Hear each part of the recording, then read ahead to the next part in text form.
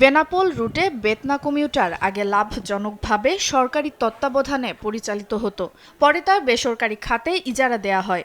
এজন্য ২০২৫ সালের ২২ ডিসেম্বর ৩ বছরের জন্য কার্যাদেশ দেয়া হয় ঢাকার মিরপুর দারুস সালাম রোডের H&M ট্রেডিং কর্পোরেশন নামের একটি প্রতিষ্ঠানকে। চলতি বছরের ১১ জানুয়ারি থেকে নিজেদের ব্যবস্থাপনায় ট্রেনটি চালু করে প্রতিষ্ঠানটি।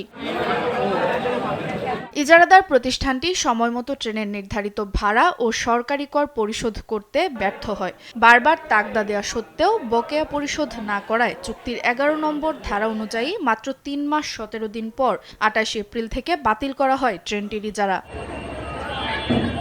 এদিকে এই পরিবর্তনের ফলে ট্রেনগুলোর সেবার মান এবং ব্যবস্থাপনা সরকারি তদারকিতে আসবে বলে আশা করছেন স্থানীয়রা।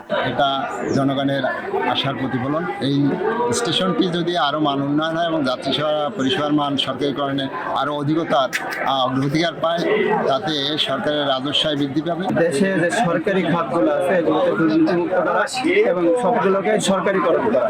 যাত্রী সেবা নিশ্চিত করতে এবং রাজস্ব ক্ষতি এড়াতে শীঘ্রই এই রুটে ট্রেন পরিচালনার বিষয়ে পরবর্তী সিদ্ধান্ত গ্রহণ করা হবে বলে জানিয়েছেন Benapole railway station master. Commuter ট্রেনটি চলাচল করছিল।